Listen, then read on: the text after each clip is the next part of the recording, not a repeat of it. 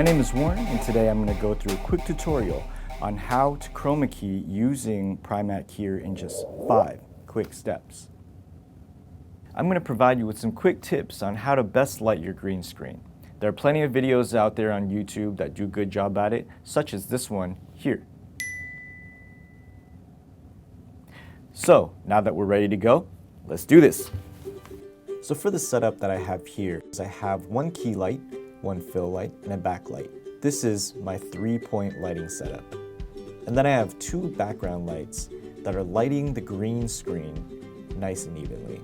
Light number 6 is placed directly behind the subject and creates a halo effect, which separates the subject from the background and removes some spill that comes off from your green screen. So here I have my green screen footage and also my footage of the background I want to put in its place on top of each other in the timeline.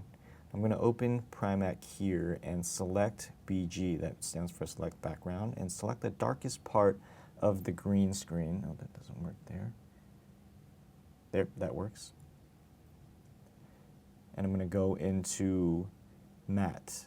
And in this view, the way I want to set it up is I want to have the background as dark as possible. That green, I want it to be as black as possible. I'm going to drag my mouse across it. And then for the foreground, same thing. I want this to be as white as possible. I want to isolate the foreground and the background from each other. Go to comp and see that it looks pretty good. Now, the top there, I have a little bit of artifacting going on. You can see there's some speckles that I want to get rid of. So what I'm going to do is I'm going to go to the pen tool and just draw a quick shape around my subject. And everything outside of this shape is going to be the background that I placed in my timeline. Right? So the next step is to add in a spill killer.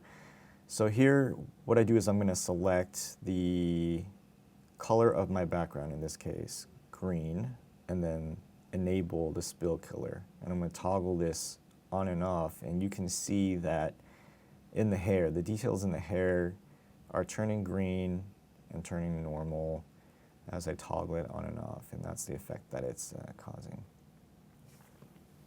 And I'm going to go over layer. The next step is to color grade.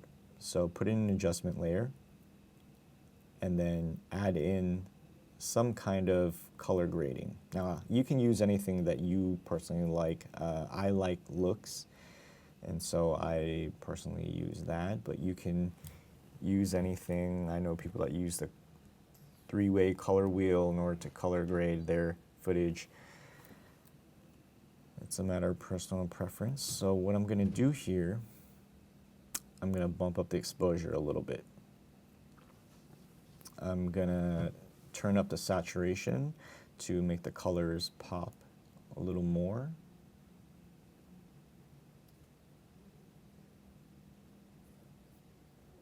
At 110%. And then I'm going to add in a warming filter just to simulate the sun of being outdoors.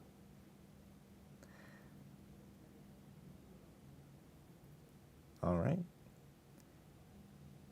Looks good, and I'm going to add this to the render queue and export my footage. So this is the end result of the key that we just did. You didn't see me do this, but I added in a little bit of motion. I added a little bit of zooming in with the foreground and background, and usually this is a technique that I like to add into my footage just to integrate the background and the foreground a little bit more.